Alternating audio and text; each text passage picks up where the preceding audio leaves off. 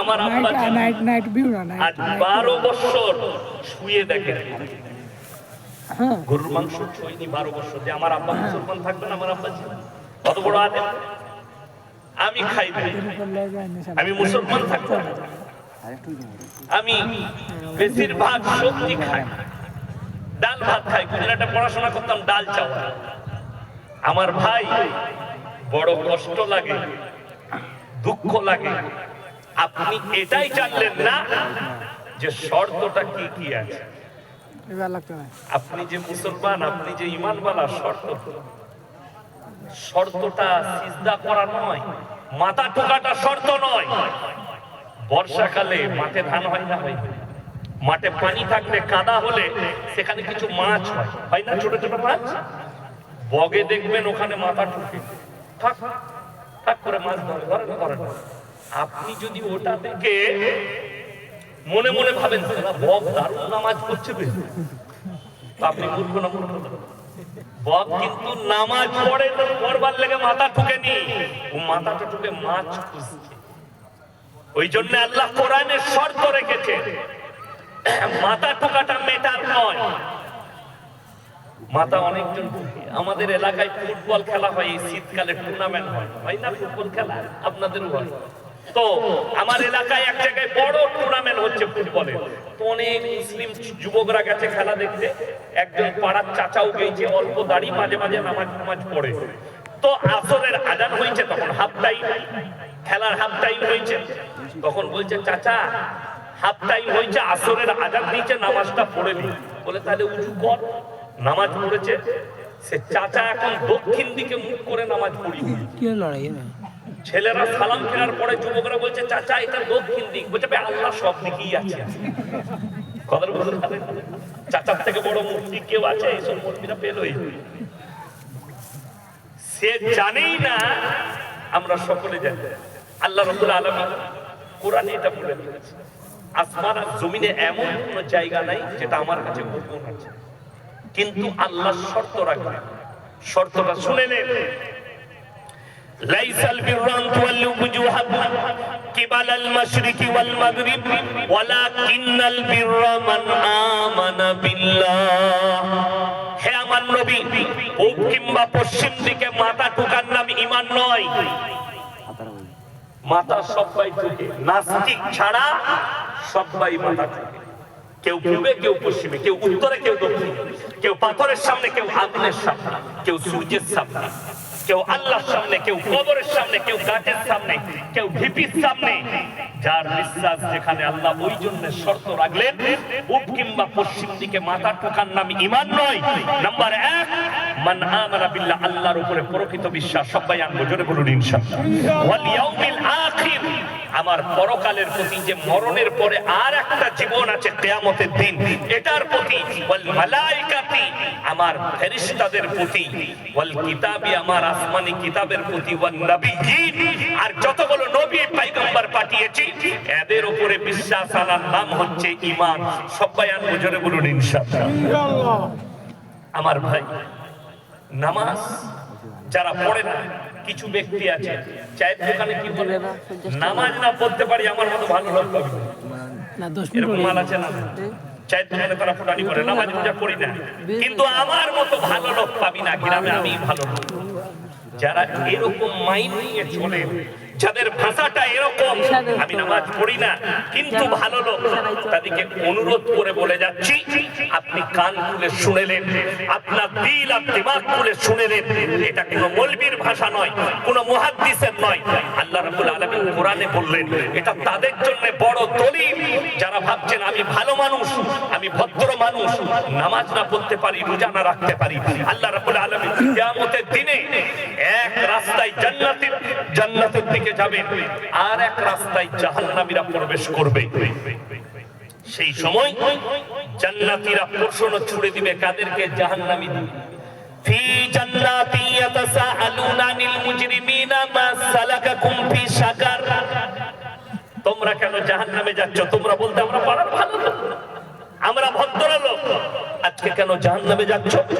Number 1, তারা উত্তর দিবে, এটা খুব দুঃখজনক উত্তর। ক্বালু লাম নাকু মিনাল মুসাল্লিন, আমরা নামাজি মুসল্লিদের মধ্যে ছিলাম না।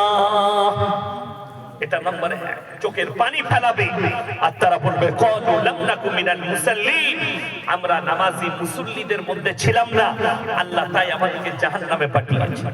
ওয়া লাম নাকু নুতিমুল মিসকিন, আর আমরা ইতিম আর মিসকিনকে খানা খাওয়াইতাম না, আল্লাহ তাই জাহান্নামে পাঠিয়েছে। ওয়া কুননা নাখুদু মাআল খায়দিন, এটা বড় প্যাথেটিক আর মারাত্মক। কিছু মানুষ আছে দাড়িওয়ালাকে দেখলে, টুপিওয়ালাকে দেখলে হাসি ঠাট্টা মজাক করে, করে না করে? হাসি করে, ঠাট্টা করে। কিয়ামতের দিনে তারা বলবে আমরা দাড়ি টুপি নামাজি মুসল্লি দিকে দেখে হাসি ঠাট্টা বিদ্রুপ করতাম, তাই আল্লাহ আমাদেরকে জাহান্নামে পাঠিয়েছে। আর আমরা বিচারের দিবসকে মিথ্যা বলে মনে করিতাম, আল্লাহ তাই আমাদেরকে জাহান্নামে পাঠিয়েছে। আল্লাহর কসম করে বলছি, রাসূল আকরাম সাল্লাল্লাহু আলাইহি সাল্লাম ইসলাম প্রচার করেছেন আখলাক আর চরিত্রের দ্বারা, ব্যবহারের দ্বারা। আর আপনার দ্বারা ইসলাম প্রচার হয় না। আজকে অনেক মুসলমান এটা ভেবে বসে আছে ইসলাম মিটে যাবে, কোরআন মিটে যাবে। পৃথিবীতে যেভাবে যুদ্ধ শুরু হয়েছে মিডল ইস্টে, কি হয় আমার ভাই? ওই জন্য বলছে একটু কোরআনটা, বাংলা মানে কোরআন বেরিয়েছে না বেরোয়নি? কষ্টটা কোথায় জানেন? প্রত্যেকটা বাড়িতে খেতে খায়, লোকের বাড়িতে কাজ করে, কিন্তু এরকম মোবাইল দুটো করে কিনে রেখেছে। ঠিক বললাম না ভুল বললাম? মোবাইল তার বাড়িতে একটা 20,000 টাকা দামি, 16,000 টাকা দামি আছে, কিন্তু দুঃখের বিষয় তার বাড়িতে একটা বাংলা মানে কোরআন নেই, তার বাড়িতে একটা তারবিয়তের বই নাই, বড় আলেমের লেখা ভালো একটা কিতাব নেই যার দ্বারা তারবিয়ত আসবে আপনার বিবির মধ্যে, সন্তানের মধ্যে। আপনার একটা ভালো কিতাব রাখতে পারেন, আপনার ঈমানকে মজবুতি করার কোনো কিতাব নেই, আপনার সম্পর্কই নেই কোরআন আর হাদিসের সাথে, আপনি জানবেন কি? আমার ভাই অনুরোধ করে বলে যাচ্ছে, বাড়িতে কমপক্ষে একটা বাংলা মানে কোরআন কিনে রাখবেন। জোরে বলুন ইনশাআল্লাহ। তাফসীর না করলেও মানেগুলো পড়বেন, যেটা বুঝতে পারবেন না সেটা আপনি ইমামের কাছে যাবেন, আলেমের কাছে যাবেন, এর তাফসীরটা বুঝিয়ে দিন। সব তাফসীর বুঝতে পারবেন না, সব মানে বুঝতে পারবেন না। এই যদি টেন্ডেন্সিটি আপনি চলেন, আপনার জীবনে পরিবর্তন আসবে। তা না হলে যারা ভাবছেন ইসলাম মিটে যাবে, আল্লাহর কসম করে বলে যাচ্ছে আমি, ত্রিপুরার মাটিতে গোটা পৃথিবী যদি একদিকে হয়, এই ভারতের মাটিতে 200 বছর রাজত্ব করেছে ইংরেজের বাচ্চা, 200 বছর। তারা গুজরাটের গন্তি নদীর তীরে 20 লাখ কোরআনকে জ্বালিয়েছিল সেই সময়। আর শাহ আব্দুল আজিজ মুহাদ্দিস দেহলভী रहमतुल्लाह अलैह তিনি বললেন, ও अंग्रेजों के बच्चे, तुम क्या समझ रहे हो कि 20 लाख कुरान को जलाकर हिंदुस्तान से और दुनिया से कुरान को मिटा दोगे? तो ये तुम्हारा ख्वाब है। बोले क्यों? बोले अल्लाह रब्बुल इज्जत ने कुरान को भेजा और अल्लाह ने वादा भी कर लिया। अल्लाहर वादा की, इन्ना नहनु नज़्ज़लना যিকরা ওয়া ইন্না লাহু লাহাফিজুন।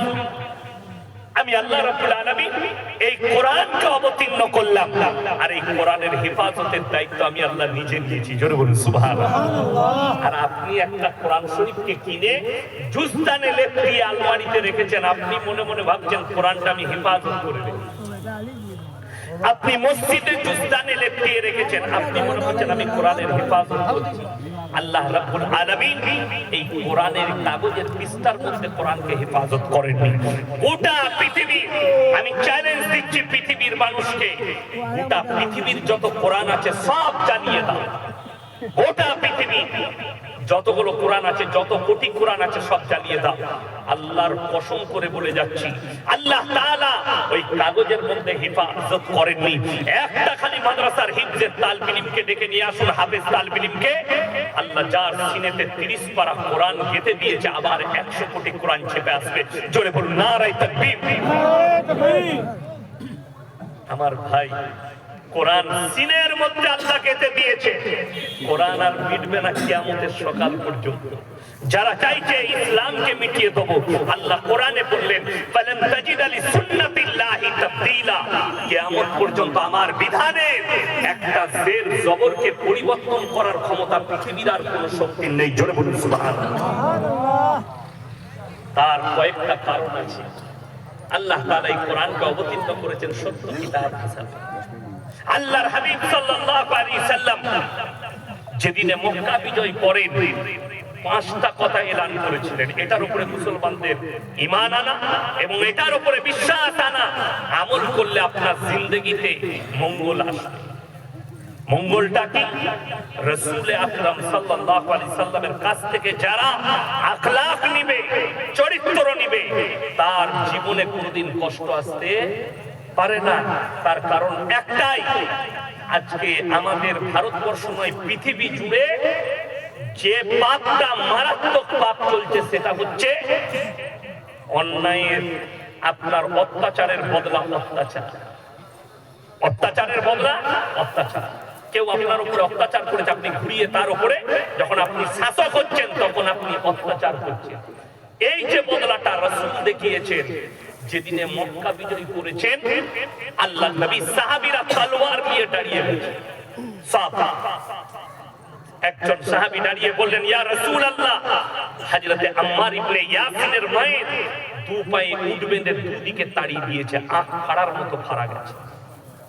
হযরতে বেলাল হাবশী রাদিয়াল্লাহু তাআলা আনহু কোমরে দড়ি বেঁধে উটের পেছনে বেঁধে উটকে তাড়িয়ে দিয়েছে, এই পিঠের চামড়াটা কোমরে নেমে গেছে। আজকে আমরা বদলাম, আজকে বদলা নিবার দিন। মক্কা বিজয় করেছি, রাসূল আকরাম সাল্লাল্লাহু আলাইহি সাল্লাম দাঁড়িয়ে গেলেন, হে আমার সাহাবীরা বসো, তলোয়ার নিচে করো, বসে যাও, আমার 5টা কথার উপরে তোমরা আমল করবে। জোরে বলুন না সুবহানাল্লাহ। 5টা কত মারাত্মক কথা বলে জানেন? নাম্বার 1, তোমরা বৃদ্ধকে মারতে পাবে না। নাম্বার 2, বৃদ্ধাকে মারতে পাবে না। নাম্বার 3, আত্মসমর্পণ করলে মারতে পাবে না। নাম্বার 4, কাবা ঘরে প্রবেশ করলে মারতে পাবে না। নাম্বার 5, শিশুকে মারতে পাবে না। জোরে বলুন সুবহানাল্লাহ। 5টা ওয়াদা করালেন। যখন এই এলান হয়ে গেল, মক্কার যত বেঈমান কাফের ছিল তারা দলে দলে রাসূলের কাছে কালমা পড়তে ছুটে আসে লাইন দিয়ে। তাদের মধ্যখানে যে ব্যক্তি আসছে, যে আসছেন, যিনি আসছেন নিজের মুখ ঢাকা দিয়ে, সে অন্য কেউ নয়। যুদ্ধের ময়দানে এখানে হাজী সাহেব কে আছেন? হাত তুলেন। হাজী সাহেব কে আছেন? মাশাআল্লাহ, হাজী সাহেব আছেন এখানে। ওখানেও দেখতে পেলাম উহুদের প্রান্তরে 70 জন সাহাবীর কবর লোহার ব্যারিকেড দিয়ে ঘেরা। সেইখানে এমন একজন সাহাবী শুয়ে আছেন, তিনি হচ্ছেন রাসূল আকরাম সাল্লাল্লাহু আলাইহি সাল্লামের চাচা যান হযরতে আমির হামজা রাদিয়াল্লাহু তাআলা আনহু, জিনার যুদ্ধের ময়দানে বুকটাকে চিড়ে কালিজা ফট্টা বার করে চিবিয়েছিল, তার নাম হচ্ছে হিন্দা। আল্লাহর নবী দাঁড়ালেন আর বললেন, হে হিন্দা, তুমি এগিয়ে এসো। আমি আল্লাহর নবী, আমি দয়া করতে জানি, মায়া করতে জানি, ক্ষমা করতে জানি, আমি বদলা নিতে জানি না। জোরে বলুন সুবহানাল্লাহ। তুমি কলমাটা পড়ে নাও, আমি দয়ার নবী, ক্ষমার চোখে দেখছি। আল্লাহর হাবিব সাল্লাল্লাহু আলাইহি ওয়াসাল্লাম সেদিনে ক্ষমা করা শিখালেন। আমার ভাই, আজকে আমাদের মুসলমানরা সম্প্রীতিটাই শিখেনি। সম্প্রীতি মানে এটা নয় যে অন্য ধর্মকে আপনি পালন করুন। সম্প্রীতি রাসূল শিখিয়েছেন। রাসূল আকরাম সাল্লাল্লাহু আলাইহি সাল্লাম যে সম্প্রীতি দিয়েছে, আল্লাহর কসম করে বলছি, পৃথিবীতে এতটুকু বিভেদ সৃষ্টি হবে না যদি মুসলমানরা তার উপরে আমল করে। রাসূল আকরাম সাল্লাল্লাহু আলাইহি সাল্লাম হাদিস বর্ণনা করলেন, হে আমার সাহাবীরা শোনো, তোমার বাড়ির পাশে কে বসবাস করছে দেখো না, সে দলিত হোক, আদিবাসী হোক, হিন্দু হোক, খ্রিস্টান হোক, সে যদি ক্ষুধার্ত হয় খাবার দাও, বস্ত্রহীন হলে বস্ত্র দাও, বিপদে পড়লে পাশে দাঁড়াও। জোরে বলুন সুবহানাল্লাহ। আল্লাহ নবী হাদিস বর্ণনা করলেন, হে আমার সাহাবীরা শোনো, তোমরা ততক্ষণ পর্যন্ত মুমিন হতে পারবে না যতক্ষণ পর্যন্ত তোমার কাছ থেকে তোমার প্রতিবেশী সুরক্ষিত হয়। তোমার প্রতিবেশীকে তোমার কাছ থেকে সুরক্ষা পেতে হবে। আজকে আপনি আমি কতটা আপনার প্রতিবেশীকে সুরক্ষা দিয়েছি ভেবে দেখুন।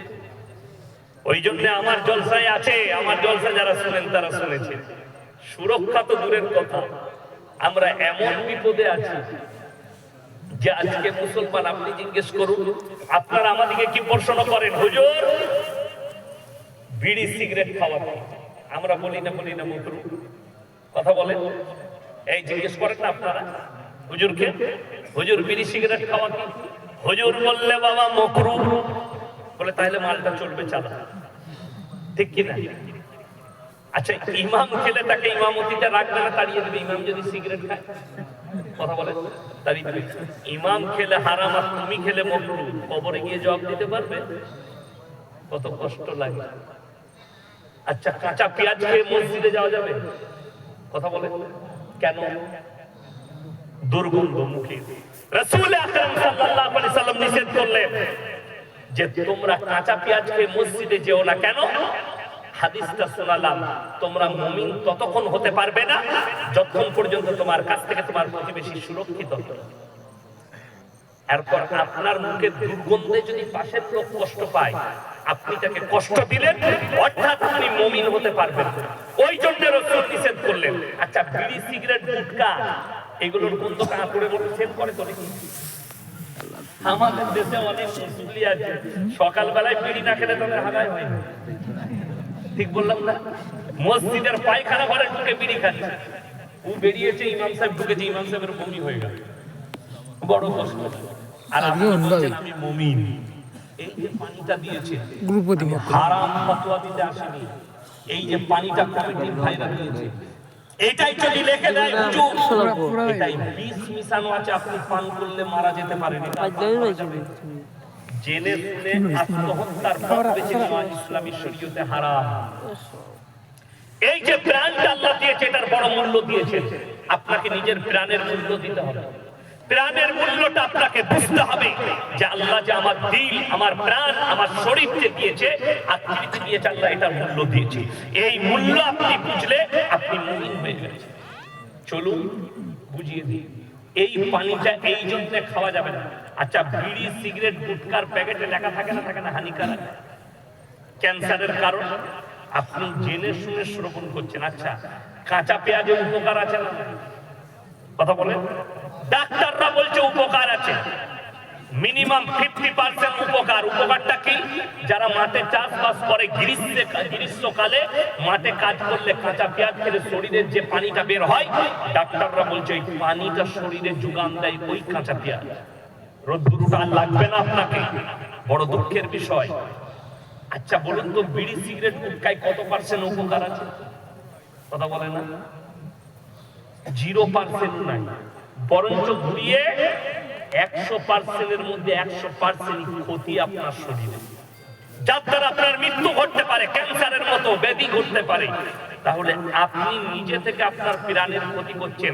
এটা কি করে চলতে পারে আপনি নিজের বিবেককে জিজ্ঞেস করুন। সব থেকে বড় জিনিস, আপনি মসজিদে 5 মিনিট সময় লাগান, 10 মিনিট সময় লাগান, একটা মুসল্লির পাশে কতক্ষণ নামাজ হয়? 5 মিনিট, 6 মিনিট, 10 মিনিট, ঠিক কিনা? আচ্ছা, সব থেকে বেশি সময় একটা মানুষ, একটা পুরুষ মানুষ কার কাছে কাটায়? নিজের বিবির কাছে। আপনার বিবিকে কোনোদিন জিজ্ঞেস করেছেন যে তোমাকে এত ভালোবাসি, আচ্ছা আমি যে বিড়ি খাই, গুটখা খাই, সিগারেট খাই, আমার গন্ধটা তোমাকে কেমন লাগে? ও তোমাকে বলতে পারবে না, মনে মনে ভাববে আটকুড়ের বেটা তোকে ঝাঁটা মারলে ভালো হতো, ঠিক কিনা? এটা মনে মনে ভাববে, কিন্তু বলতে পারবে না। স্বামী কি করবে? কিন্তু তোমার বিবি যদি মনে কষ্ট পায়, ওই কষ্টটার হিসেব তুমি কিয়ামতের দিনে দিতে পারবে। তোমার দ্বারা যে কষ্ট পায়, আমি আমার জীবনে একটা পান মশলা পর্যন্ত আল্লাহর কৃপায় খাই, পড়ার জীবন থেকে আমরা বাপ বেটাই খাই, আজ পর্যন্ত খাবার যতগুলো হালাল দিয়েছে ইনশাআল্লাহ খাই, হালাল খাবার। আমি তো মনে করেছিলাম এয়ারপোর্টে নেমে এখানে এসে খাবো, কিন্তু আমি এয়ারপোর্টে বসেছিলাম, তো একজন অফিসার এলো, স্যার একটা সেলফি তুলো, সবাই তুলছে, তুমি কেন বাদ যাবে? তো আমাকে ডেকে নিয়ে গেল, বললে হুজুর আমার একটু অনুরোধ নিতে হবে। কি? বলে আপনি যা খাবেন আমি খাওয়াবো। তো আমাকে ভেজ থালি খাওয়ানো এয়ারপোর্টের ভেতরে। আমি বললাম ভাই পয়সা খাওয়া থেকে বিস্কুট কিনে খাওয়া, একটু ভাত দিয়েছে, একটু ডাল, একটা সবজি আর একটা কালো জাম দিয়েছে। কত? বলে 770 টাকা। আমি বলি ইঁদুর মারা বিষ খাওয়া ভালো, প্লেনে আমি ওই জন্য খাই না, ট্রেনে প্লেনে খাই না। কেউ বুঝলেন মুড়ি খাই, চিড়ে খাই, রাতে চিড়ে ভাজা খেয়ে ওই দুপুরে ভাত খেলাম, আবার রাত্রে জলসা শেষ করে আল্লাহ যা জুটাবে তাই খাই। আমার ভাই, প্রত্যেকটা মুসলমান ভাইকে বলছি, আপনি রাসূলের আখলাকের উপর আমরা টিকবো, জোরে বলুন ইনশাআল্লাহ। আপনার কাছে কোন রকমের বিপদ আসবে না। আজকে বেঈমান কাফেররা কিভাবে আপনার মাথায় চেপে বসেছে শুনেলেন। রাসূল আকরাম সাল্লাল্লাহু আলাইহি সাল্লাম কিয়ামতের আলামতের মধ্যে মারাত্মক আলামত যেটা বলেছেন, যে শুনে নাও কিয়ামতের আলামতের মধ্যে মারাত্মক আলামত, আখিরি জামানায় পরবর্তী যুগে বর্বরতার যুগের পাপ গুলো তাদের কাছে, তোমাদের কাছে চলে যাবে কিভাবে? মডেলিং হয়ে আসবে। আজকে দেখুন, যে যতটা নারীদের মধ্যে ছোট পোশাক পরবে ততটা মনে তাকে মডেলিং বলছে না? হ্যাঁ, ডিজাইনের দাম এখন লাখ টাকা। আসল কথা কি জানেন? আপনি নিজের মূল্যটাই বুঝতে পারেন, আপনি আপনার বিবির মূল্য বুঝতে পারেন, আপনার বিটির মূল্য বুঝতে পারেন, একটা নারীর মূল্য দেশের মানুষ বুঝতে পারে। বড় কষ্ট লাগে। এই ভারতবর্ষের কথা বলছি, আমি অন্য দেশের কথা বলছি, আমি যে দেশের মানুষ। একটা মেয়ে বোরকা পরে হিজাব পরে স্কুলে গেলে তাকে কোর্টে কেস লড়তে হয়, আর একটা মেয়ে ন্যাংটো এয়ারপোর্টে ঘুরে বেড়ায়, সেটা বাহাবা হয়। একটা মেয়ে ফেসবুক আর টুইটারে ইনস্টাগ্রামে ন্যাংটো ফটো দিচ্ছে, তাকে মানুষ বাহবা দিচ্ছে, তাকে নাইস বলছে, বিউটিফুল বলছে, তার নামে কেস হয়। কিন্তু একটা মুসলিমদের ভদ্র মেয়ে, একটা আলেমের মেয়ে, একটা আলেমের বিবি বোরকা পরলে, সে যদি হিজাব পরে, তাকে বেইজ্জতি হতে হয় কলেজে, ইউনিভার্সিটি, স্কুলে। বড় কষ্টের বিষয়। আপনারা বলুন, একটা চকলেটের দাম কত? 1 টাকা। 1 টাকা চকলেট, তাই না? ওই চকলেটটা এরকম প্লেটে খুলে রেখে বিক্রি করে না, একটা প্যাকেটের মধ্যে থাকে, প্যাকেটের মধ্যে থাকে।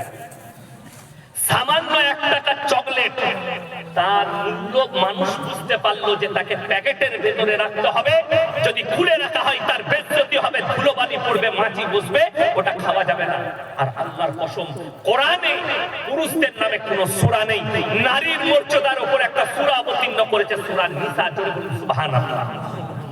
যে সূরার মধ্যে আছে ওয়াদরিব খুমুরিহিন্না আলা জুনুবিহিন, হে নারী তুমি পর্দা নির্ধারিত করো, তোমরা কোনদিন ধর্ষিত হবে না, লাঞ্ছিত হবে না। বড় কষ্টের বিষয়। আপনি সামান্য 1 টাকা চকলেটের মূল্য এত, আপনার কাছে ধুলোবালি লাগলে আপনি খেলে আপনার পেটে পয়জন হবে।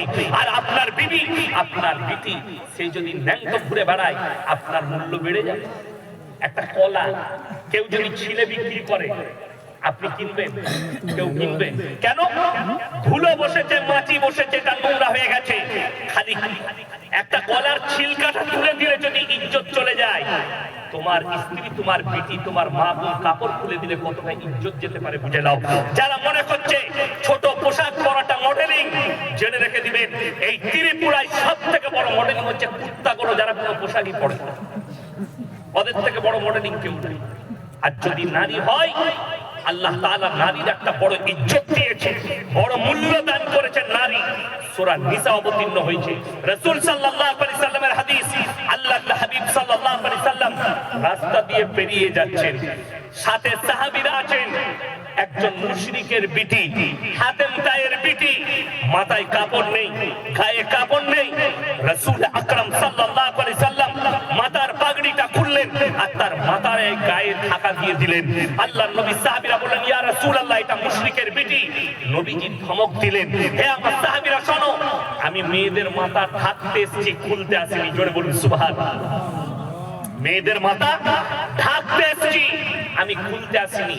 আমার মুসলমান ভাই, রাসূল একটা বেঈমানের মুশরিকের বিটির মাথায় কাপড় চাপালেন, আর আপনি নিজেকে মুসলমান বলে দাবি করে আপনি আপনার, আচ্ছা বলুন তো, পর্দা করা ফরজ না ফরজ? ফরজ। এখন বাংলাদেশে একটা দল বেরিয়েছে, তার নাম হচ্ছে হিজবুত তাওহীদ, এক হারামখোরের দল।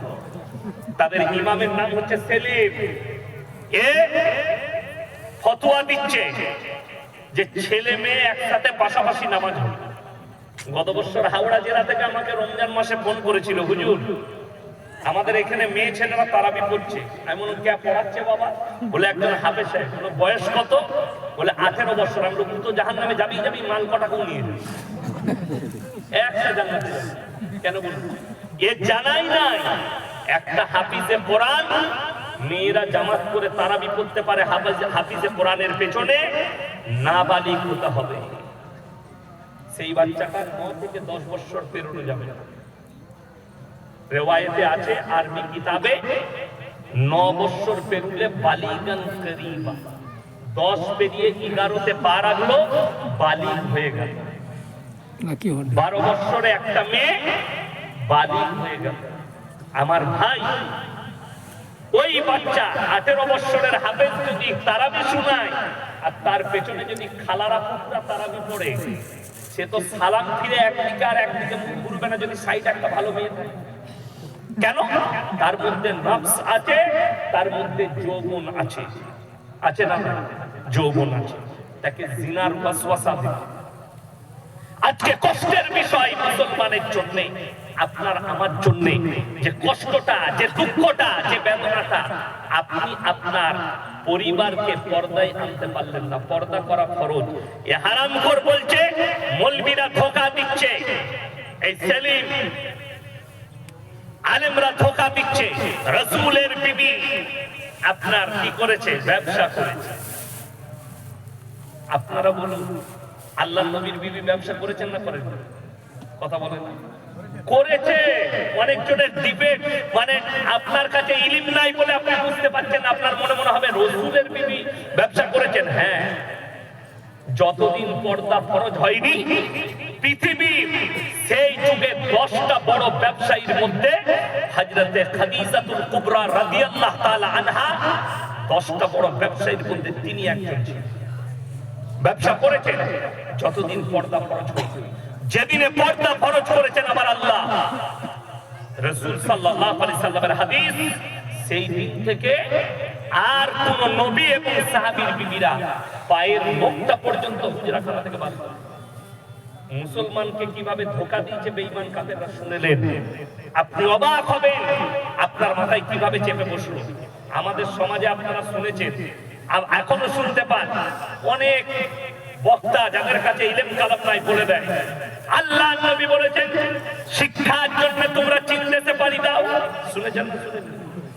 এই হাদিসটা বুখারী, মুসলিম, আবু দাউদ, ইবনে মাজাহ, নাসাই শরীফ কেউ যদি বার করে দেখাতে পারে, আমি তার জুতোর মালা পরে হজ্জাবতী নিব।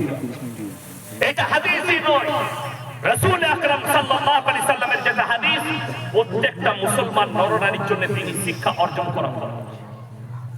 এইটা হচ্ছে সহিহ হাদিস। বাকি এটা বানাওয়াট, রাসূলের নামে মিথ্যাচার করা হয়েছে, ধোঁকা দেওয়া হয়েছে মুসলমানকে। ওই জন্য মোবাইল থেকে যদি ইলম নিতে যান পাগল হয়ে যাবে। হারাম জিনিসটা আপনার কাছে হালাল হয়ে যাবে মোবাইল থেকে যদি ইলম নিতে যান। যার কাছে ইলম নিচ্ছেন তাকে খোঁজ নিতে হবে কে মোবাইলে ইলমটা দিবে। তা না হলে দেখতে পাবেন এখন বোরকাওয়ালি মেয়ে বোরকা পড়ে আছে, হিজাব পড়ে আছে, ফেসবুকে এসে হাদিস বলছে, আপনি মনে করছেন এটা মুমিনা, ওই মেয়েটাই জাহান্নামের ঘোড়া। হারাম ইসলামী শিক্ষা। আমি সেদিনে হাওড়ায় 24 পরগনায় জলসা ছিল। আমার জলসার পরের দিনে তাদের ওই স্টেজে গজলের প্রতিযোগিতা হবে, গজল গাইবে কারা? 15 বছর, 16 বছর, 18 বছর, 20 বছরের মেয়েরা। আমি বললাম হারাম, পুরুষ মানুষের সামনে একটা বালিকা মেয়ে স্টেজে গজল বলবে, কিরাত বলবে, হারাম শরীয়ত সম্ভব, জায়েজ নয়। জিনা করা সমান পাপ। রাসূল আকরাম সাল্লাল্লাহু আলাইহি সাল্লাম আদর্শ দিয়েছে, বড় আদর্শ, যেটা বেঈমান কাফেররা চূর্ণ বিচূর্ণ করেছে। আপনাদেরকে বুঝিয়ে দিই, টাকুর উপরে কাপড় পরা রাসূলের সুন্নাত না সুন্নাত নয়? বুখারী শরীফের হাদিস। পুরুষরা টাকুর উপরে কাপড় পরবে, যে পুরুষ টাকুর নিচে কাপড় পরবে ওই অঙ্গটা আল্লাহ জাহান্নামের আগুনে জ্বালাবে। এটা ফেরেশতাদের জন্য। বেঈমান কাফেররা প্যান্ট বার করেছে, প্যান্ট এমন প্যান্ট বার করেছে, বেশিরভাগ পুরুষ যুবকরা টাকুর নিচে প্যান্ট পরেছে। সে যখন রাস্তায় যাচ্ছে কুকুরের মুখ, শুয়োরের মুখ, শুয়োরের মুখ সব ছিটিয়ে নিয়ে দিয়ে মসজিদে গিয়ে উঁচু করে প্যান্টটা কুপিয়ে নামাজ পড়ছে। ঠিক বললাম না? এটা বেঈমান কাফেরদের একটা বহুত বড় সাজিশ আপনার উপরে। টাকুর নিচে, আচ্ছা কোনো মৌলবি যদি বলতে পারে খালি নামাজের সময় টাকুর উপরে কাপড় পরা সুন্নত, বাকি টাইম নিচে থাকবে, অবাক হবে। আমি গত বছর আমার যখনই জলসা শেষ হয়ে যায় আমি মুম্বাই যাই, এক সপ্তাহ থাকি মুম্বাই। আমার নিজের ভাই আছে, অনেক আমার পরিচিত লোক আছে মুম্বাই। আমি এক সপ্তাহ রেসে চলে যাই। আমি গত বছরে মুম্বাই যাচ্ছি, কলকাতা এয়ারপোর্টে লাইনে দাঁড়িয়ে আছি বোর্ডিং পাস করা সকালে, তার 8টায় ফ্লাইট। তো আমার সামনে একটা বিহারিদের ছেলে, ইউপি বালা হবে না যে বিহারি হবে, দাঁড়িয়ে আছে প্যান্ট পরে বোর্ডিং পাস করাবে। তো সেই ছেলেটা এমন একটা প্যান্ট পরেছে, প্যান্টটা মনে হচ্ছে খুলে পড়ে যাবে। আমি বললাম ভাইয়া थोड़ा ऊपर कर लो ना तो पीछे गड़बड़ हो जाएगा, मैं खड़ा। से बोले हजरत ये डिजाइन है, मसला इस डिजाइन का पैंट निकाल चुका। আমি তো অবাক। আমি মনে মনে চিন্তা করলাম এই মুসলিম যুবকটা যে প্যান্টটা পরেছে, এই যদি মসজিদে নামাজ পড়তে যাই এই প্যান্ট পরে, তার পেছনে যে থাকবে তার নামাজ হবে। এই তো সিজদায় গেলে পেছনে যে থাকবে সে আলী বাবার গোটা দেখতে পাবে। নামাজ শেষ 1 মিনিটে। হারাম হারাম। আচ্ছা প্রত্যেক জায়গার একটা ইউনিফর্ম আছে না ভাই? ইউনিফর্ম আছে। আপনি একটা কলকাতার ভালো নার্সিংহোমে 12 হসপিটালে গেলে আপনাকে তাদের ইউনিফর্ম পরেই ঢুকতে হবে। একটা উদাহরণ দিই, আমাদের হাই রোডে একটা কোম্পানি হয়েছে শালিমার কোম্পানি, ভারতের একটা মারাত্মক কোম্পানি যে বিদেশে গোশ এক্সপোর্ট করে মুরগির মাংস। আমার বাড়ির কাছে রয়েছে। তো তার খালি রান আর থান এইগুলো এক্সপোর্ট হয়, বাকি গর্দনটা সিদ্ধারার মাংসটা এটা মার্কেটে বিক্রি করছে। আমার নজরে পড়লো মুসলিম এরিয়া এখানে বিক্রি হচ্ছে। যে বিক্রি করছে তাকে আমি বললাম কোথা থেকে এনেছো? বলে শালিমার থেকে। আমি বিক্রি করতে পাবে না, কোনো মুসলমান কিনবে। আগে খোঁজ নেবো জবাইটা কিভাবে হচ্ছে, এটা হালাল কিনা। আমাকে দাওয়াত দিল তাদের ম্যানেজার, হযরতকে আসতে বললেন।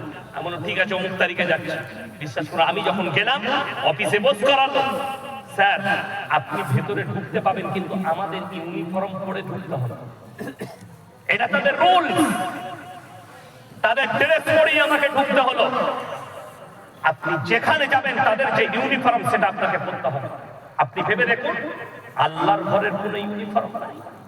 আপনি আল্লাহর ঘরে যাবেন, আপনি চাকরি করেন যে কোনো অফিসে, আপনি ব্যাগের মধ্যে একটা পাঞ্জাবি রাখেন, নামাজটা পড়তে যাবেন পাঞ্জাবিটা পরলেন, প্যান্টের উপরে পাঞ্জাবিটা পরুন। আপনি সিজদায় গেলে প্যান্ট একটু নেমে গেলেও আপনার পাছা বেরবে না, হারাম অঙ্গগুলো বের হবে না। এটা ইসলাম। যেমন আল্লাহর ঘরে ইউনিফর্ম প্রয়োজন, যে সব জায়গায় প্রয়োজন, আল্লাহর ঘরেও একটা ইউনিফর্মের প্রয়োজন। আমরা মৌলবীরা পাগল হয়নি যে লম্বা জামা, আমরা পাগল হয়ে যাইনি যে এই ধরনের লম্বা জামা পরে ঘুরছি না। রাসূল আকরাম সাল্লাল্লাহু আলাইহি সাল্লামের আখলাক, কাপড়েরও একটা তাকওয়া আনতে হবে। মহিলাদের জন্য আল্লাহ রাব্বুল আলামিন রাসূল আকরাম সাল্লাল্লাহু আলাইহি সাল্লাম বুখারীতে হাদিস বর্ণনা করলেন, একটা মেয়ে সে টাকনুর নিচে কাপড় পরবে। বেঈমান কাফেররা এমন একটা সালোয়ার এখন তৈরি করেছে টাকনু থেকে 1 বিদ্যা উপরে পড়ছে। অনেক মেয়ে আবার পায়েতে কালো সুতো বাঁধছে না বাঁধছে? তাকে জিজ্ঞেস করুন, সে বলছে হুজুর বলেছে লজর লাগবে না। তোর হুজুরও মার খাবে, তুইও খাবি। আচ্ছা পায়ে কালো সুতোতে যদি লজর না লাগে, গলায় একটা দড়ি বাঁধ কালো রঙের, তুই আর মরবি না। হারাম, শিরকের পাপ। আজকে মুসলমানরা তো এটাই বুঝে না। সবাই আল্লাহর উপরে বিশ্বাস রাখবে, জোরে বলুন ইনশাআল্লাহ। আপনার এটাই জানা নাই ভালো মন্দের মালিক সকলে বলুন কে? কল্যাণ ও কল্যাণের মালিক কে? আজকে জানেন আপনি যদি এই বিশ্বাসটা আপনার থাকে, আপনার কাছে কোনো ক্ষতি আসবে না। আপনার আল্লাহর প্রতি আর রাসূলের প্রতি মহব্বত থাকলে রাসূলের আখলাক নিয়ে আসুন, আপনাকে কেউ টিপে ধরতে পারবে না। আজকে আমাদের যুবকরা এত দুর্বল, এমন দুর্বল হয়েছে, আমাদের মা বোনেরা এমন দুর্বল হয়েছে, ছেলে হচ্ছে না ডাক্তার পানি করো, আল্লাহর কাছে দোয়া করো, কিন্তু এরা মৌলবি আর খুঁজে বেড়ায় কোন হুজুরের তাবিজে ছেলে হবে। খুঁজে না ছুটছে। আবার এমন লোক আছে আমাদের দেশে, আপনাদের ত্রিপুরায় আছে নাকি জানি না, আমাদের পশ্চিমবাংলায় কলকাতায় আছে, এমন মাল আছে বলছে আমার তাবিজে বেটা ছিল। আবার খোঁজ নিয়ে দেখুন হারাম করে একটা বেটা। আচ্ছা আমাদের মৌলবিদের তাবিজে যদি বেটা হয়, পঞ্চায়েত দখল হবে মৌলবিদের। ইসলামে 4টা বিয়ে করা যায় যাচ্ছে না? যাই যাচ্ছে। 4টা বিয়ে করবো, বছরে একটা করে ছেলে। 4 বছরে কত? 10 বছরে 40টা বেটা, লাঠির জোর আমার পঞ্চায়েত আমার। কথা বুঝতে পারেন? আমি ইয়াসি, আমাকে এত ভালো বক্তা ভাবছেন, পশ্চিমবাংলা থেকে এনেছেন। আমার নিজের 2টো মেয়ে। একটা লোক 50,000 টাকা ইনকাম করে, একটা লোক 1 লাখ টাকা বেতন পায়। সে এসে ইমামের বেতন 5,000 টাকা, বলছে হুজুর ব্যবসা একটু খারাপ যাচ্ছে, বরকতের একটা তাবিজ দেন। হুজুরের তাবিজে বরকত হলে তো হুজুর আগে বড় লোক হবে। কথা বুঝতে পারেন? আমরা পাগল যে তোমাকে বড় লোক করে দেবো, তাবিজটা তো আগে আমি রাখবো, তাই না? বর্ধমানে কি বুঝলেন, আমার বাড়ির কাছে সব থেকে পশ্চিমবাংলার বড় রাইস মিলটা, দামি রাইস মিলটা আমার বাড়ির কাছে, ভদ্রেশ্বর রাইস মিল। টিভিতে অ্যাড দেখবেন, এবিপি আনন্দ, লাল বাবা গোল্ড, ওই রাইস মিল আমার বাড়ির কাছে। 500 কোটি টাকার প্রজেক্ট, দামি চাল, ব্র্যান্ড চাল, পশ্চিমবাংলা বিদেশে পর্যন্ত যায়। আমাদের সঙ্গে ভালো সম্পর্ক আছে। তো আমার বাড়ির কাছে মিলটা তাদের কেন হবে? আমি তাবিজ মেরে টেনে বলছি আমাদের বাপ বেটার হতো, আমার বাপের প্রশংসা করলো, তো আমার বাপ তো আলেম, তা আমরা টেনে মেরে এইটাই যুবকরা। 3 মাস 6 মাস প্রেম করেছে, মেয়েটা সুইচ অফ। হুজুরকে এসে বলছে প্রেম করছে, আমার আর সুইচ খুলছে না, কি করতে হবে? তাবিজ করে। তাবিজ করে কোনো হুজুর কখনো মোবাইলের সুইচ খুলে দিতে পারবে? দোকানে গিয়ে সুইচ খুলছেন না, কম্পিউটারে ঢুকে বলছে তাবিজ দিয়ে সুইচ খুলে দেবে। তারপরে বলছে তাবিজ করে মেয়েটাকে আমার কাছে এনে দেন, সে যেন চলে আসে। তো এরকম আপনার সেন্স নেই যে তাবিজে যদি মেয়ে আসবে তো তোর কাছে কেন যাবে, হুজুরের কাছে তো আগে যাবে। আমি কালকে জলসায় বলেছি, ওরে বোকা, তাবিজে যদি মেয়ে পাওয়া যেত, আমরা হুকা মলবি লয়, এই মলবি কটা ইমামতি করতো না, আমরা মাদ্রাসায় পড়াতাম না। তাবিজে যদি মেয়ে টানা যেত, আমরা খালি খোঁজ লাগাতাম বাপের একটা বিটি কে আছে, বড় লোক। আমার তাবিজ আনতে দেবে, বড় লোকের জামাই আর ইমামতি করা লাগবে না, কিচ্ছু লাগবে না। কথা বুঝতে পারেন? কিন্তু দুঃখের বিষয়, কে বুঝাবে? কলকাতায় চলুন, হাওড়া স্টেশন থেকে বেরোবেন, 1 নম্বর প্ল্যাটফর্মের ব্রিজের কাছে সকালবেলায় ছিঁড়া চট বিছিয়ে বসে আছে, অ্যাটাচি আছে, একটা ফালনামা খুলেছে, লোকরা গিয়ে জ্যোতিষীকে হাত দেখাচ্ছে, বসে আছে। হারামখোর মাথায় সরষের তেল লাগাচ্ছে, দিয়ে বসে আছে। কি দেখছে? বর্ধমান থেকে এসে নেমেছে ট্রেনে, চাকরি করে কলকাতায়, 1 লাখ টাকা বেতন পায়।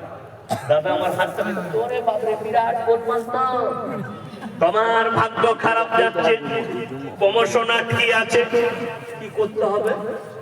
এই আংটির পাথরটা নিয়ে যাও, হাতে পড়বে আংটি বানিয়ে রূপোর, তোমার ভাগ্য ফিরে যাবে। দুঃখ লাগে, যে নিচ্ছে সে 1 লাখ বেতন পায়, যে দিচ্ছে সে ছিঁড়া চটে বসে আছে।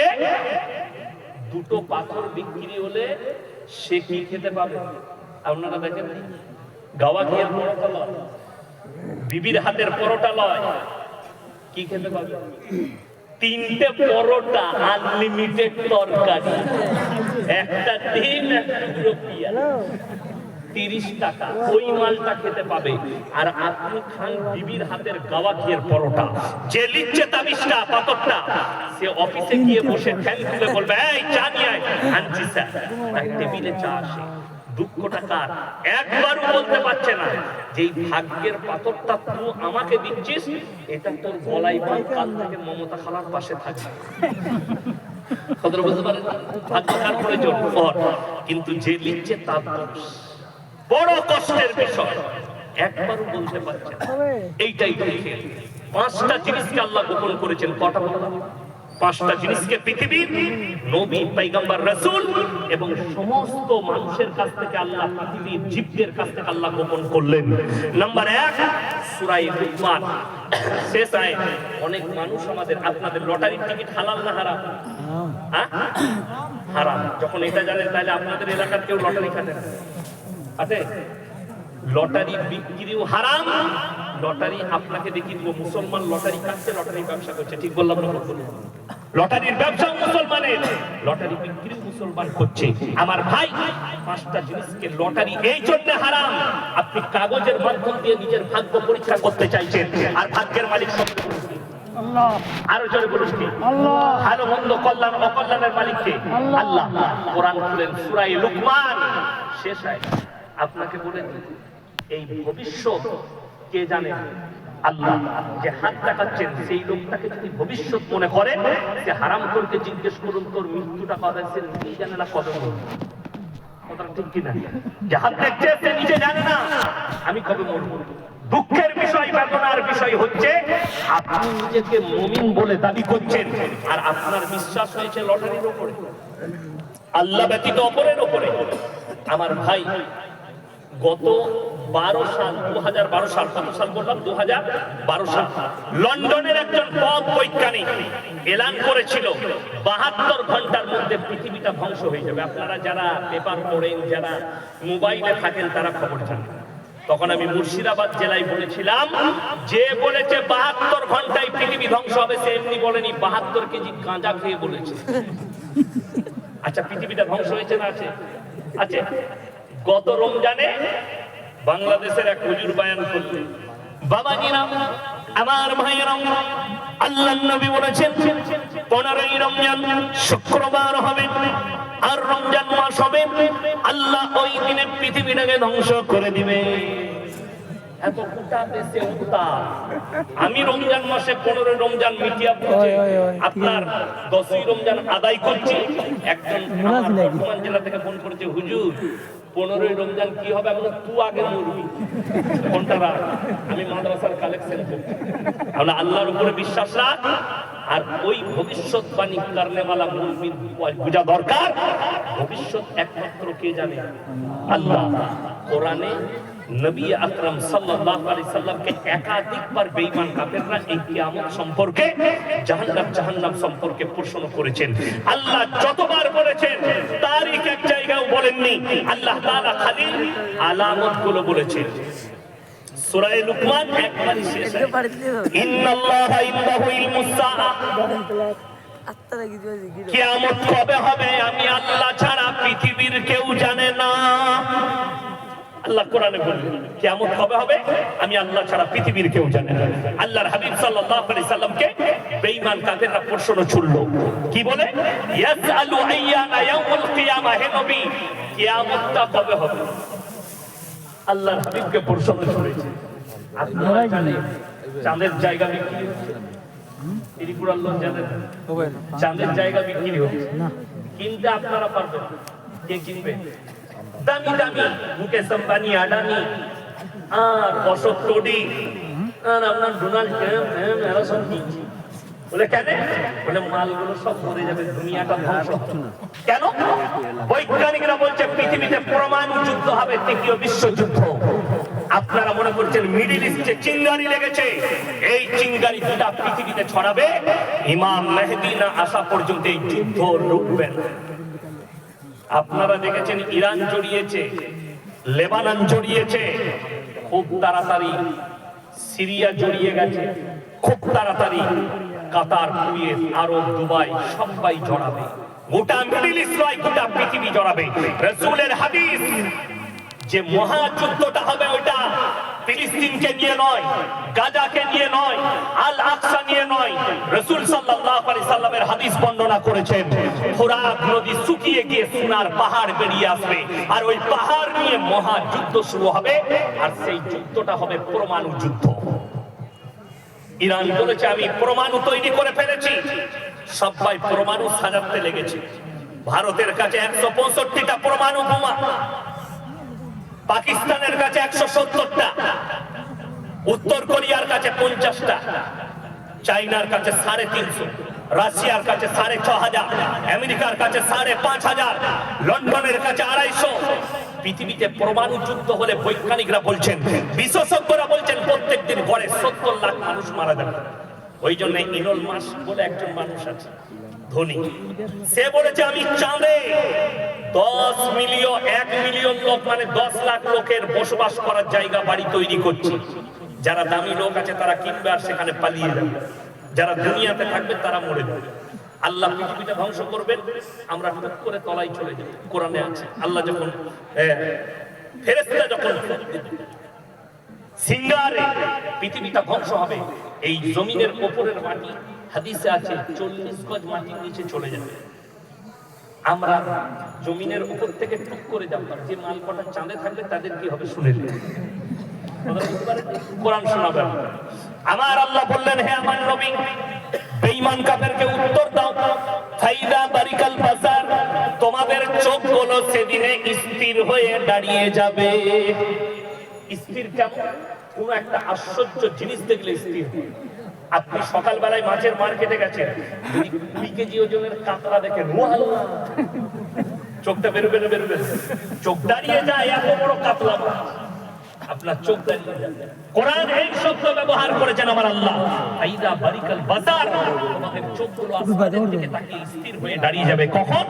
ওয়া খাসাফাল কামার, যেদিনে চন্দ্রকে আলোহীন করা হবে, ওয়া জুমিয়াশ শামসু ওয়াল কামার, চাঁদ আর সূর্যকে যেদিন আমি একটা রাস্তায় টক্কর খাওয়াবো, সেদিনে পৃথিবীটা তছনছ হবে। ফাইদা বারিকাল বাসার ওয়া খাসাফাল কামার ওয়া জুমিয়াশ শামসু ওয়াল কামার, আর সেদিনে মানুষ বলবে, ইয়াকুলুল ইনসানু ইয়াওমাইদিন আইনাল মাফার, কোথায় পালালে বুঝি? কাল্লা লা ওয়াজারা ইলা রাব্বিকা ইয়াওমাইদিনিল মুস্তাকার, সেদিনে নিজের রবের কাছে, আল্লাহর কাছে বান্দাই মন ছাড়া বিকল্প কোনো রাস্তাই থাকবে না। আমার ভাই, সবাই নিয়ত করলেন আমরা ঈমানের উপরে টিকবো, জোরে বলুন ইনশাআল্লাহ। বিশ্বাস আল্লাহর উপরে, নাম্বার 1 এটা। ফাইদা বারিকাল, নাম্বার 1, ইন্নাল্লাহা ইনদাহু ইলমুস সাআ, কিয়ামত কবে হবে আমি আল্লাহ ছাড়া পৃথিবীর কেউ জানে না। ওয়া ইউনাজ্জিলুল গায়থা ওয়া ইয়ালামু মা ফিল আরহাম, মায়ের গর্ভে বেটা আছে না বিটি, বিকলাঙ্গ না কালো, বুড়া আছে না ভালো আছে, আমি আল্লাহ ছাড়া পৃথিবীর কেউ জানে না। যে বেঈমান নেমখর আমরা বলছে আমার তাবিজে বেটা ছেলে হয়, আমার পানি পড়াতে বেটা ছেলে হয়, তার কানটা মুচুড়ে খুলে দেন। কোরআন সূরা আল ইমরান প্রথম পৃষ্ঠা, ওয়াল্লাযী ইউসাউবিরুকুম ফিল আরহামি কাইফা ইয়াশা, হে আমার নবী বলো, মায়ের গর্ভে বাচ্চা দান করি আমি আল্লাহ, আমার ইচ্ছা মতো আকৃতি দিই, আমি কারো পরামর্শে কাজ করি না। সুবহানাল্লাহ। আমি আমার ইচ্ছা মতো বাচ্চা দান করি, বেটা না বিটি, বুড়া না ভাঙড়া, অন্ধ না বধির, এটা আমার ইচ্ছা, আমি কারো পরামর্শে কাজ করি না। আপনাকে ধোঁকা দিচ্ছি, ওমা তাদরি নাফসুম মাযা তাকসিবু গাদা ওমা তাদরি নাফসুম বিআই আরদিন তামুত ইন্নাল্লাহা আলীমুন খাবীর। হে আমার নবী বলে দাও, আর রুজি আমি আল্লাহ, রুজির মালিক কে? আল্লাহ। কিন্তু আমাদের সমাজের লোক বিশ্বাস করে যে রুজির মালিক আল্লাহ। আমি তার কয়েকটা যারা লটারি কাটছে, লটারি যদি হালাল হতো, আমরা মৌলবীরা তো ফার্স্ট কাতারে কাটতাম না। কথা বুঝতে পেরেছেন না? পারেন? সব থেকে বেতন কোন কার? কথা বলেন না? ইমামদের, মসজিদের ইমাম আর মাদ্রাসার শিক্ষকদের বেতন কম। এরপর হাদিস শোনায়, কোন ইমামকে দেখেছেন 10,000 বেতন পায় আর লটারি কাটে? কথা বলেন না, দেখতে পারি। কেন? রাসূলের হাদিসটা শুনে নেন, যারা আল্লাহর রাস্তায় দ্বীনের পথে থাকবে, আল্লাহ মৃত্যুকাল পর্যন্ত তাদেরকে ইজ্জতের রুজি দান করবেন। জোরে বলুন সুবহানাল্লাহ। আর আপনি 20,000 রোজগার করেন, আপনার কুলুচ্ছে না, আপনাকে লটারি কাটতে হচ্ছে। ভাবার, আপনার স্ত্রীর পেটে বাচ্চা এসেছে, আপনার চিন্তা লাগছে, একটা বাচ্চা আছে আর একটা হবে, আমি কি করে মানুষ করব? আপনার বিশ্বাসটাই আল্লাহর প্রতি নেই। রুজির মালিক কে? আল্লাহ। কোরআনে আছে, ওয়ালা তাকতুলু আওলাদাকুম খাশিয়াতা ইমলাক নাহনু নারযুকুহুম ওয়া ইয়্যাকুম। হে নবী বলে দাও, দরিদ্রতার ভয়ে তোমরা তোমাদের আওলাদকে কতল করো। আমি আমার উস্তাদে মুহতারাম হযরত মাওলানা ইউসুফ সাহেব তাওলি দারুল দেওবন্দের মুহাদ্দিস, আমি জিজ্ঞেস করলাম, হযরত जो लोग अपने कोख के बच्चे को कत्ल करते हैं, दवाई दे के, इंजेक्शन दे के पेटेर बच्चा के जरा नष्ट करे, इनका माफी कैसे हो? তিনি কি উত্তর দিলে জানেন? भाई इनको कहो कि नमाज पढ़े और अल्लाह से माफी मांगे, अब अल्लाह जाने इसको माफ करे क्या ना। কিয়ামতের দিনে যারা মনে করছেন ওষুধ আর ইনজেকশন দিয়ে আমার স্ত্রীর পেটের বাচ্চাকে নষ্ট করে দিয়েছে, রক্ত পানি হয়ে পায়খানা চেম্বার, নদ নদী নালায় চলে গেছে, তারা শুনে রেখে দেন, আমার আল্লাহ মানুষকে আবার জীবিত করবেন না করবেন। এই শরীরটা যেটা দেখছেন না, এটা নকল। কি শরীর? নকল। দুনিয়াতে যারা আমরা বসবাস করছি, কারোর যদি কিডনি ফেল হয়ে যায়, ডায়ালাইসিস করতে হয় না, হয় না, পেশাব আর বেরোয়। কিডনি ফেল হলে আপনার শরীরে পানি পান করার পরে যে কিডনিটা আছে, আর কাজ হচ্ছে ফিল্টার করে প্রস্রাবের রাস্তায় বের করে। আপনি যে খানা খাচ্ছেন, লিভারের কাজ হচ্ছে আপনার ওই খাবারটাকে হজম করে পায়খানার দ্বারে নিয়ে গিয়ে পায়খানার চেম্বারে ভরে দিন। আমার ভাই, জান্নাত অপবিত্র জায়গা না পবিত্র? যারা আলেম আছে, তালবিলিম আছেন, ইমাম আছেন, তারা কিছু বলবেন না, তারা চুপচাপ থাকুন। আপনারা বলুন, হাত তুলেন তো, জান্নাতে কে কে নামাজ পড়বেন? তাড়াতাড়ি হাত তুলেন। আল্লাহ, এত লোক জান্নাতে নামাজ পড়বে, জান্নাতে মসজিদে নেই। জান্নাতে নামাজ পড়ার মারামারি। আমি ওই জন্য আলেম দিকে হাত তুলতে মানা করলাম, ইনারাই করে বলে দিত জান্নাতে মসজিদ। জান্নাতে নামাজ পড়ার জায়গা নয়, জান্নাত ইবাদতের জায়গা নয়। আল্লাহ তাআলা জান্নাত বানিয়েছেন উপভোগের জায়গা। জোরে বলুন সুবহানাল্লাহ। এই দুনিয়াতে নেকি করার পরে, নেক আমলের পরে ওখানে পুরস্কারটা উপভোগ করার জায়গা। ওইখানে নামাজ ইবাদত নয়। জান্নাত হচ্ছে পবিত্র জায়গা। আল্লাহ রাব্বুল আলামিন হযরত আদম আলাইহিস সালামকে সৃষ্টি করার পরে লিখেছিলেন জান্নাত। আল্লাহ অর্ডার দিলেন, সব আমার জান্নাতের ফল ফুল খাও। একটা গাছে ওই গাছের ফলে ধোঁকা দিয়েছেন। সালাম খেলেন, খাওয়ার পরে আল্লাহকে বললেন, আল্লাহ মুঝে যারা জান্নাতে যেতে চান, আমার ভাই, জান্নাতে যাওয়ার পরে লিটার লিটার পানি পান করবেন, প্রস্রাবের প্রয়োজন হবে না, সেখানে কিডনির কাজ নাই, আল্লাহ অটোমেটিক খাওয়া করবেন। জোরে বলুন সুবহানাল্লাহ। আপনি গলা পর্যন্ত খানা খাবেন, আলহামদুলিল্লাহ বলবেন, সঙ্গে সঙ্গে হজম হয়ে যাবে। আবার খান, আবার আলহামদুলিল্লাহ বলবেন, হজম হয়ে যাবে। আল্লাহর কসম, পায়খানার প্রয়োজন হবে না, আল্লাহ অটোমেটিক গায়েব করবেন। জোরে বলুন সুবহানাল্লাহ। দুনিয়াতে যে শরীরটা দেখছেন, এটা পচা শরীর, পচা শরীর। খাবার খান, ওভারলোড হয়ে গেলে হজম হবে না। আপনি গলা পর্যন্ত খাবেন, খালি আলহামদুলিল্লাহ বলবেন, হজম হয়ে যাবে, ওইটাই ট্যাবলেট।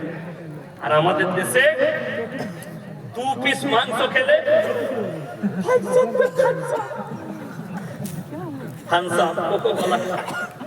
হচ্ছে না। আল্লাহর কসম, হজমের ট্যাবলেট হবে। সুবহানাল্লাহ, আলহামদুলিল্লাহ। এটা হজমের ট্যাবলেট জান্নাতে। আল্লাহ এত সুন্দর জায়গা রেখেছে। আমার ভাই, আপনার এই শরীরটার কোনো মূল্য নাই। যারা মনে করছেন আল্লাহ দান করাবেন না, আল্লাহ মিটি দেওয়ার পরে দান করাবেন, তার মারাত্মক। এই বৈশাখ জ্যৈষ্ঠ মাস আসবে, ফাল্গুনের পরে বৈশাখ আর জ্যৈষ্ঠ মাস, এই পুরো বৈশাখ জ্যৈষ্ঠ, এই মাঠের ঘাসগুলো থাকে না, কথা বলেন, মারা যায়। আর একটা ওনারাই যখন আমি বৃষ্টি বর্ষণ করি, আবার তাদেরকে আমি জীবিত করে তুলি। আমি আল্লাহ রাব্বুল আলামিন যেভাবে ঘাসকে জীবিত করতে সক্ষম, আমি মানুষকে পুনরায় আবার কিয়ামতের দিনে জীবিত করব। নদ নদী বলো আর নালা বলো ছাই হয়ে যাক, আমি আল্লাহ তাদেরকে আবার পুনরায় জীবিত করতে সক্ষম। আল্লাহ দান করাবেন। লা উকসিমু বিয়াউমিল কিয়ামা, আমি কসম খাচ্ছি কিয়ামতের দিনে। ওয়ালা উকসিমু বিন নাফসিল লাওয়ামা, আর আমি কসম খাচ্ছি ওই সমস্ত আত্মা যারা বলে মানুষ আল্লাহ তাআলা আমাদেরকে আবার কি করে জীবিত করবে, আমরা এটা তারা বলবে। আল্লাহ রাব্বুল আলামিন কোরআনে বললেন, হে আমার নবী শোনো, আমি শুধু মানুষের আকৃতিটা নয়, তোমাদের আঙ্গুলেতে যে লাকিরগুলো আছে, দাগগুলো আছে, আমি পুনরায় এইভাবেই দান করাবো। জোরে বলুন সুবহানাল্লাহ। আল্লাহ এইভাবেই দান করাবেন। এই দুনিয়ার জীবনের জন্য আল্লাহ দুনিয়ার জন্য বলেছেন কোরআনে, ওয়ামাল হায়াতুদ দুনিয়া ইল্লা মাতাউল গুরুর। এই দুনিয়া তোমাদের জন্য ধোঁকা, তোমাদের জন্য পরকালটা হচ্ছে আবাদান আবাদার জীবন। সেই জায়গাটাই আবাদান আবাদা। আমার ভাই রাসূল আকরাম সাল্লাল্লাহু আলাইহি সাল্লামকে আবু বকর সিদ্দিক রাদিয়াল্লাহু তাআলা জিজ্ঞেস করলেন, ইয়া রাসূলুল্লাহ, পৃথিবীর মধ্যে সবথেকে জ্ঞানী ব্যক্তি কে? আমার রাসূল সাল্লাল্লাহু আলাইহি সাল্লাম বললেন, হে আমার নবী, হে আমার সাহাবীরা, তোমরা শুনে নাও, পৃথিবীর মধ্যে সবথেকে জ্ঞানী ব্যক্তি সে যে প্রত্যেকদিন একবার নিজের মৃত্যুকে স্মরণ করে, আমি আজকে মারা গেলে কালকে, আমি আজকে চলে গেলে কালকে আমার কি হবে। এইটা যারা করে পারে, আপনি মুমিন হতে চান, সবাই মুমিন হবে জোরে বলুন ইনশাআল্লাহ।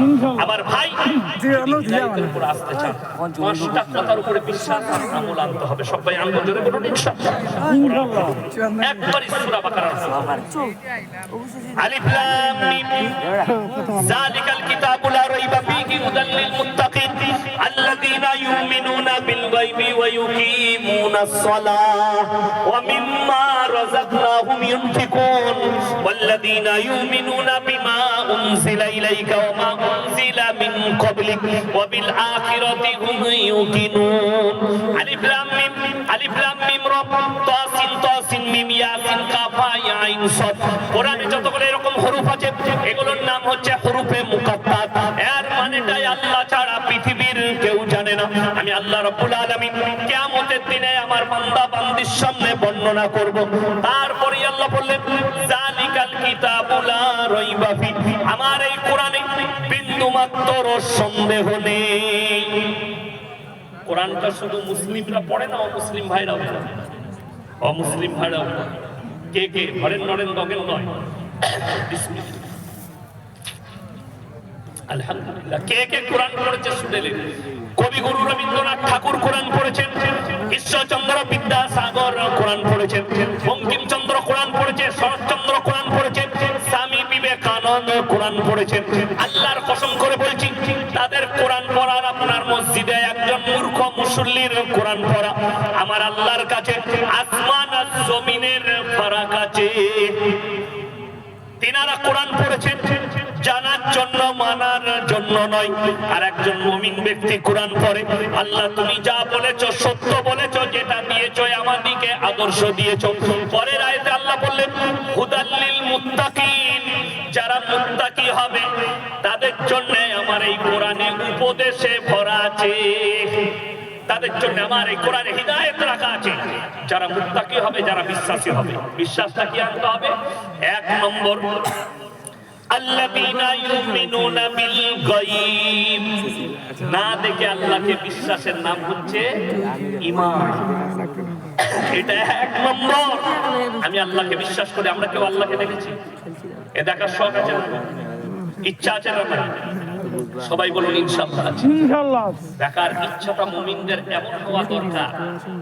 দেখবেন কোন যুবকের বিয়ে ঠিক করলে তার বাবা যদি বলে আমি তোমার জন্য একটা মেয়ে দেখে এলাম, আজকে বারটা কি বার? বুধবার। পরের বুধবার তুমি যাবে।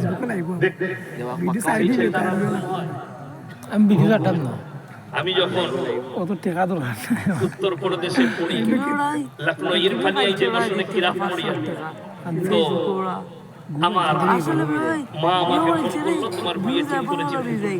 আমি জীবনে আমার আত্মীয় বাড়ি যাই, তো আমাকে বললে তুমি আসবে, দেখতে যাবে। কুরবানি আপনি কি টাকা পাঠালেন, আমি টিকিট কাটলাম। টিকিট কাটার পরে আমার বার করে দেখি আজকের কথা কেন ভেতরে লাগছে। আমার যে অর্ধাঙ্গিনী হবে, আমার যে বিবি হবে, তাকে আমি আমার এক নজর দেখি। একটা দুনিয়ার যে আমার অর্ধাঙ্গিনী হবে, যে মারা যাবে, যার শরীর একদিন মিটে যাবে, তার জন্য যদি আমার ভেতরে এত উতাল পাতাল হয়, আল্লাহ তাআলার জান্নাতের সবথেকে দামি উপহার হচ্ছে আল্লাহ দিদার। জোরে একবার বলুন সুবহানাল্লাহ। আল্লাহ দিদার করাবেন জান্নাতে দিকে নিজে, আপনি দিদার করতে পাবেন। সবাই ঈমানদার হবে, জোরে বলুন ইনশাআল্লাহ। আপনি আল্লাহ দিদার পাবেন, এটা নাম্বার 1। আমরা আল্লাহকে দেখিনি, এত বিশ্বাস। রাসূলকে কেউ দেখেছে? আমরা কিয়ামতের দিনে দেখতে পাবো না কখনো। আমরা